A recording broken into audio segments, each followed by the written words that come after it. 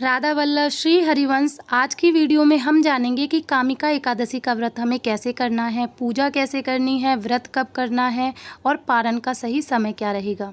तो देखिए, इस बार कामिका एकादशी का जो व्रत है वो 21 जुलाई को किया जाएगा। तो 21 जुलाई को आप सुबह सवेरे जल्दी उठकर स्नान आदि कर लें। उसके बाद में आप अपने घर के मंदिर में आ जाएँ। तो अगर आप घर के मंदिर में पूजा करना चाहते हैं तो वहाँ पर भी कर सकते हैं, नहीं तो आप अलग से चौकी लगा करके पूजा भी कर सकते हैं, जैसे कि मैं आपको वीडियो में दिखा रही हूँ।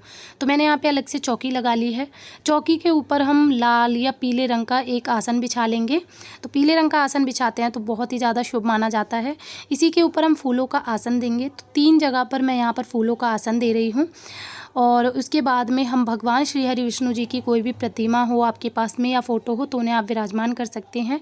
एकादशी के व्रत में भगवान विष्णु जी के स्वरूप की पूजा की जाती है, तो आप शालिग्राम भगवान की या लड्डू गोपाल जी की पूजा भी कर सकते हैं।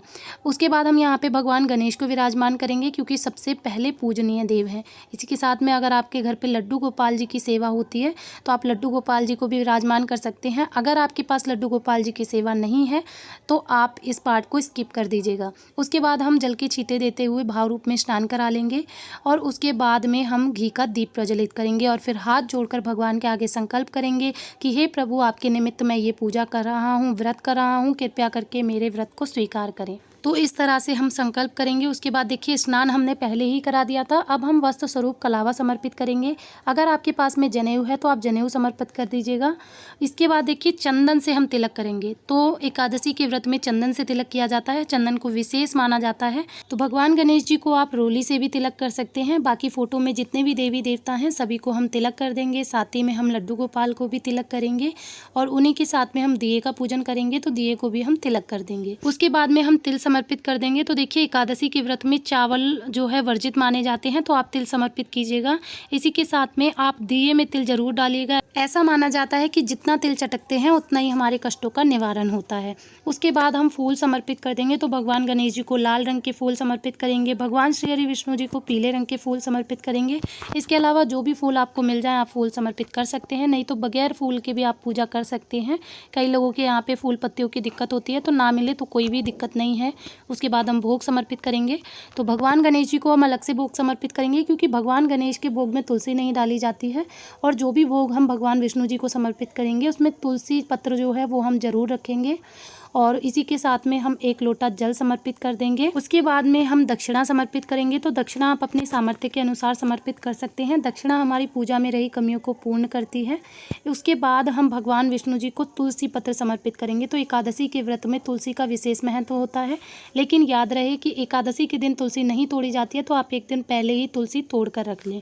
उसके बाद में हम एकादशी व्रत की कथा सुनेंगे। तो देखिए, कथा सुनने के लिए आप हाथ में थोड़े से तिल और पुष्प ले लीजिएगा। तो देखिए, एकादशी के व्रत में कथा सुनना बहुत ही विशेष माना जाता है और ऐसा माना जाता है कि कथा सुनने या पढ़ने का फल भी हमें उतना ही मिलता है जितना कि एकादशी का व्रत करने का मिलता है। तो आप चाहें तो किताब से भी कथा सुन सकते हैं या फिर यूट्यूब पर भी आपको कथा के वीडियोस मिल जाएंगे। कथा पूर्ण होने के बाद हाथ में जो तिल और पुष्प लिए थे उन्हें भगवान विष्णु जी के चरणों में समर्पित कर देंगे और उसके बाद हम प्रेम पूर्वक भगवान की आरती करेंगे।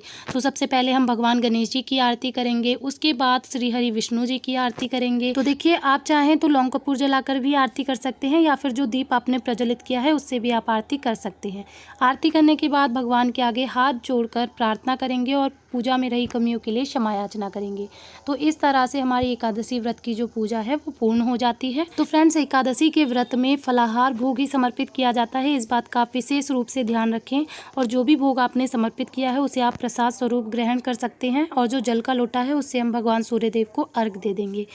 तो इस तरह से हमें एकादशी की पूजा करनी है और व्रत का जो पारण आपको करना है वो समय आप नोट कर लीजिए। तो देखिए, 2025 में कामिका एकादशी के व्रत का पारण हमें 22 जुलाई सुबह 5:47 से लेकर 7:05 के बीच में कर लेना है। तो सुबह आपको बहुत जल्दी पारण का जो समय है वो आपको पारण के समय में ही पारण करना है, तभी आपको व्रत का पूर्ण फल मिल पाता है।